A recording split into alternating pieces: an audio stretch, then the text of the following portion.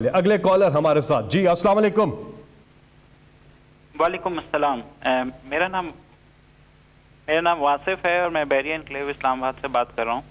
جی جی میرا سوال یہ ہے کہ آپ پرائم منسٹر صاحب آپ کنسٹرکشن سیکٹر کو بہت اہمیت دے رہے ہیں اور نئی ہاؤسنگ سوسائٹیز بھی بن رہی ہیں جو کہ ان میں کئی بہت عمدہ بھی ہیں، لیکن جس شعبے میں وہ حکومت کی محتاج ہوتی ہیں یعنی گیس، بجلی، ہاسپٹل وغیرہ، اس میں کافی زیادہ معاملات خراب ہو جاتے ہیں اور ہم جو ہمارے پبلک کے جو مفادات ہوتے ہیں نا ان میں بڑا، کیونکہ ہماری کوئی سے نہیں رہ جاتی، نہ ہم لوکل گورنمنٹ کے تحت آتے ہیں نہ اربن گورنمنٹ کے، اور جسے کہتے ہیں ہم سوسائٹیز کے رحم و کرم پہ ہوتے ہیں، وہ جو مرضی ہمارے ساتھ کریں. جیسے ہم آپ سے چند کلومیٹر دور رہتے ہیں لیکن ہمارے پاس گیس نہیں ہے اور سردیوں میں ٹھٹر گئے ہیں. اب جسے کہتے ہیں نا یہ سب کچھ جسے کہتے ہیں، اس کے لیے میرا سوال یہ ہے کہ آپ یہ راوی کا بنا رہے ہیں، دوسرا کنسٹرکشن سیکٹر میں اتنا کام کر رہے ہیں، تو کوئی اتھارٹی یا اس کا کوئی لیگل فریم ورک جس سے ہمارے حقوق، ہماری سے بنے، ہم جسے کہتے ہیں نا ہم ایک فریق کے طور پہ گورنمنٹ، ہاؤسنگ سوسائٹیز اور ریزیڈنٹ، وہ جسے کہتے ہیں ایک فریق کے طور پہ آئیں. تو میرا سوال ہے کہ اس کے سلسلے میں آپ نے کیا کیا ہے؟ اوکے، یہ بہت اہم سوال ہے آپ کا. اس کے دو تین پہلو ہیں. سب سے پہلے تو یہ سوسائٹیز کے اندر لوگ مجھے کئی کہتے ہیں کہ جی ہمیں، بلکہ کل ہی مجھے کسی نے کہا کہ جی انہوں نے سوسائٹی میں ہم نے پیسے بھی دے دیے، تو ایک دم انہوں نے کہا جی اب اس کے بھی پیسے دے دو کہ اور بھی ہمیں اب پیسے چاہیے. اور وہ بیچارے لوگ ایک دفعہ پیسے دے دیں پھر وہ ایڈ کرتے جاتے ہیں تو محتاج ہو جاتے ہیں. ہم نے پھر اس کی سروے کروائی ہے. یہ پہلی دفعہ پاکستان میں ہوا ہے کہ کون سی سوسائٹیز لیگل ہیں، کون سی سوسائٹیز اجازت لیے بغیر کام شروع کر دیا انہوں نے، کون سی سوسائٹیز بن بھی گئی ہیں اور اللیگل ہیں. اللیگل کا مطلب کہ جب آپ سوسائٹی جب آپ کی اللیگل بن جاتی ہے تو اس کے لیے نہ گیس آپ دے سکتے ہیں، نہ ان کو بجلی دے سکتے ہیں، لیگلی تو نہیں دے سکتے، تو وہ پھر وہ بن جاتی ہیں کیونکہ وہ این او سیز نہیں لیتی، اجازت نہیں لیتی. تو اب ہم کر کیا رہے ہیں، میں آپ کو ذرا سمجھا دوں کہ اور مجھے پتہ ہے کہ عوام کو سب سے زیادہ تکلیف یہاں ہوتی ہے. سب سے پہلے ہم نے اب فیصلہ کیا کون سی سوسائٹیز لیگل ہیں، اور وہ کوئی 30-40 اب تک تو ہم نے دیکھا ہے. ایل ڈی اے میں بھی چیک کر رہے ہیں، وہ سی ڈی اے میں بھی کر رہے ہیں، پشاور میں بھی کروا رہے ہیں، جدھر ہماری حکومتیں ہیں. اب جو لیگل ہیں وہ کم ہیں، جو اللیگل ہیں وہ زیادہ ہیں. اللیگل کا پرابلم یہ ہوتا ہے کہ وہ ریگولیٹڈ نہیں ہوتی اور کئی جگہ فراڈ ہوتا ہے. زمین دکھا دیتی ہیں، زمین ہوتی نہیں ہے، پیسے لے کے باہر بھاگ جاتے ہیں، جس طرح بڑے فراڈز ہوئے ہیں. اور اس کے اندر کیونکہ طاقتور لوگ ہوتے ہیں، اس میں پولیٹیشنز انوالوڈ ہو جاتے ہیں، ان کی پشت پیسے دے دیتے ہیں لوگوں کو، تو ہوتا کیا ہے کہ وہ بیچارہ عام لوگ مارے جاتے ہیں. تو سب سے پہلے اب کوشش ہو رہی ہے پاکستان میں، ہماری یہ جو ہماری حکومتیں ہیں، کہ پتہ چلوایا جائے کہ لیگل کون سی ہیں، کون سی لیگل ہیں، ان کو ریگولرائز کرنا ہے، کس کو کرنا ہے، اور کون سی ایسی ہیں جن کو ہم نے بالکل اجازت نہیں دینی.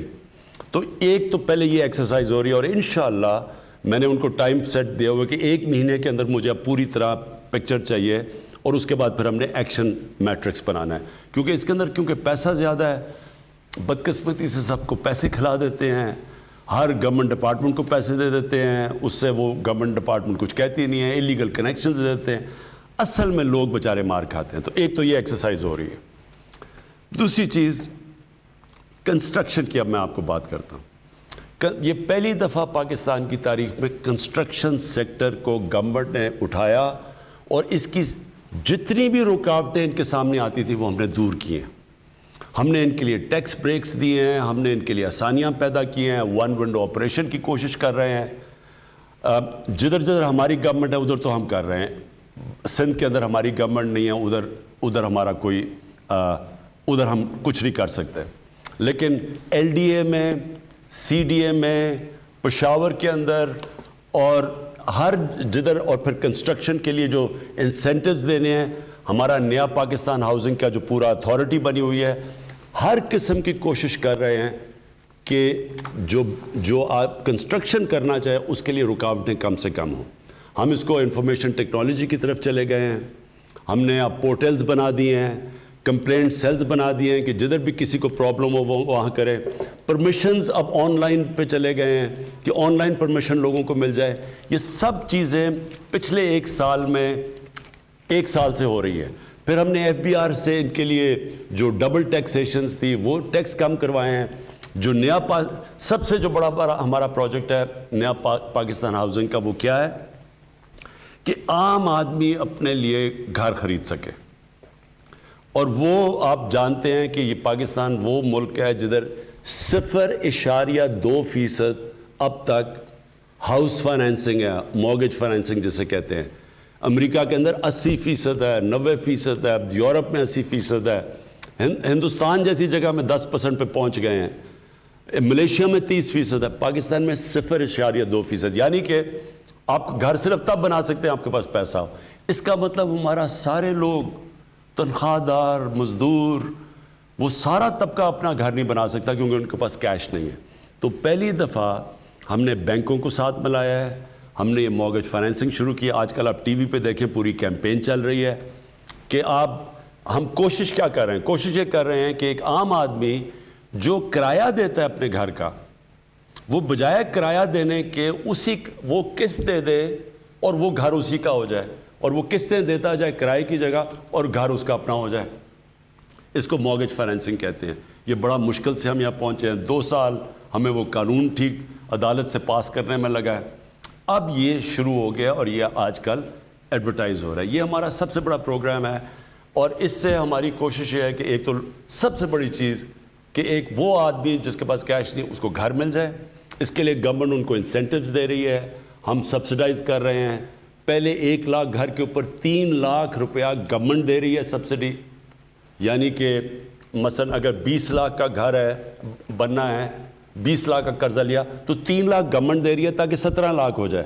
اور 17 لاکھ جب ہو جائے گا تو اس کا مطلب جو قسطیں ہیں وہ کم ہو جائیں گی، یعنی مہینے کی جو قسطیں دینی ہیں. تو ہم پوری کوشش کر رہے ہیں. نئی چیز ہے، بینکوں کو ابھی عادت نہیں ہے اس کی کیونکہ بینکوں نے کبھی کیا نہیں ہے، لوگوں کو مشکل پڑ رہی ہے.